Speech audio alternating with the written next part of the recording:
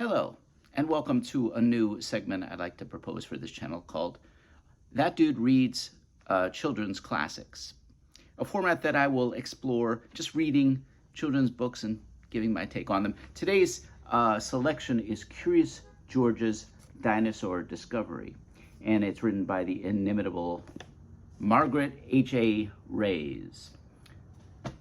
Household word, right?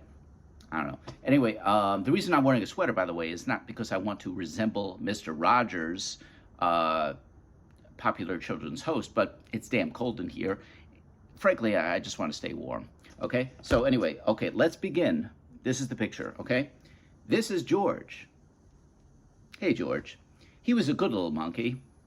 It's pretty derogatory, right? Starts off right, slamming this guy. Oh, it's a literal monkey. Okay. And always very curious. George loved to go to places with his friend, the man with the yellow hat. So wait, they give the monkey a name in this book, but evidently not the man character, which is reverse discrimination, if you ask me. He's just known as the man in the yellow hat. But anyway, let's proceed. One of their favorite places to visit was the Dinosaur Museum. Oh, I like going to. We have the Museum of Natural History here in New York, which I like to attend. Today is a very special day. George's friend, I don't know, there's a rip in the page. We are going to do something very interesting. George was curious. Curious George, a la his name.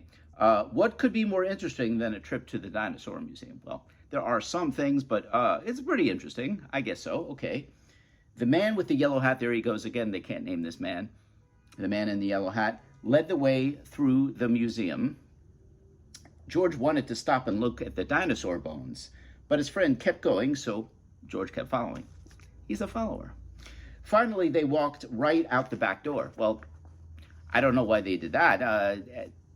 Doesn't the museum have, like a regular exit they could have gone out of? Anyway, a van was waiting for them outside. A van? Sounds a little suspicious, right? I don't know what kind of neighborhood this is. A van was waiting for them outside.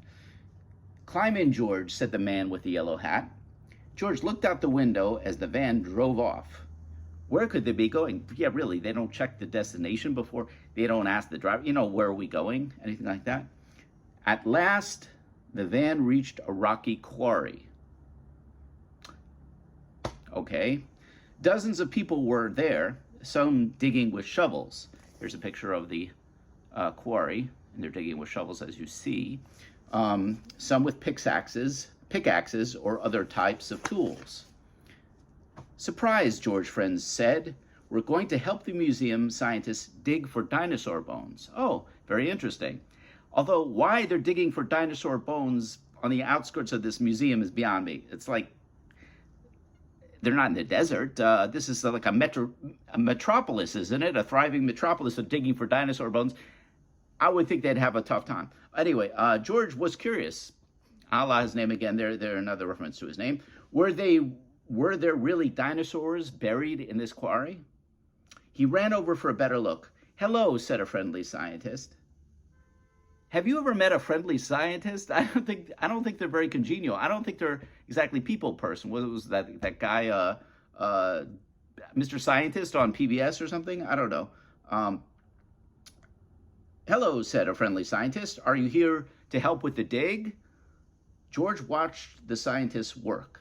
She dug up some dirt and put it into her sifting pan. Now, if you'll notice, look at the scientist. What is she, like 18 years old? Did she even did she even get her bachelor's? Where'd she go to the DeVry Institute? I'm like, what the hell? She's a little kid here. Anyway, it took a long time to sift it, and in the end, no dinosaur bones. Well, who could have figured that? Oh well, she said, time to try again. But the next pan was empty too. So was the next one, and the one after that. Well, they're not having much luck, are they? Okay, anyway, George yawned. I'm there with you, George. Boring stuff. So far, digging for dinosaurs was not as exciting as he'd expected. George was curious. I don't know why they keep feeling they have to mention that. Could he help to find dinosaur bones? He found a spare shovel lying nearby. He dug and dug, but he didn't find any dinosaurs. Well, why would he? When he climbed out of his hole, George spotted another scientist. Oh, look at this winner here. Look at this guy. It looks like he works at Taco Bell, right? This is the other scientist. This is the picture of the other scientist. He was dusting with a small brush. Oh, well, the scientist said, it's not a bone, just a rock. I can't handle the technical jargon here. These scientists are using some highfalutin words, aren't they? George wanted to help. He picked up a brush and went to work. But it turns out that monkeys are not very good at dusting. Well, who would have figured that? As he hurried away from the cloud of dust, George bumped into a wheelbarrow, as you're apt to, you know. Maybe there were dinosaur bones in it, okay? He climbed to look inside, but the wheelbarrow was awfully trippy, or tippy. They call the wheelbarrow tippy. Well, like Tippy Hedren? I mean, what's tippy? Oh, would have tipped over, I suppose. They could have said that. It might have tipped. Anyway, crash. George, the wheelbarrow, and a whole lot of dirt went flying. Hey, someone cried. What's the monkey doing? Again, pretty derogatory. What's that monkey do? Oh, they meant the actual monkey. Okay. George scampered away. Good word, scampered. Straight up the cliff. Monkeys are good at climbing, so George kept going.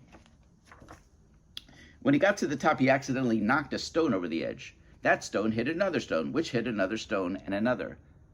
What are these? Very precisely hitting each other with like a billiards? I'm like, what is this? Oh no, it was a rock slide. I don't really think that's how rock slides work. Usually it's the dirt gives way underneath, isn't it? It's not like one rock hitting to another. That would be too difficult to conceive of.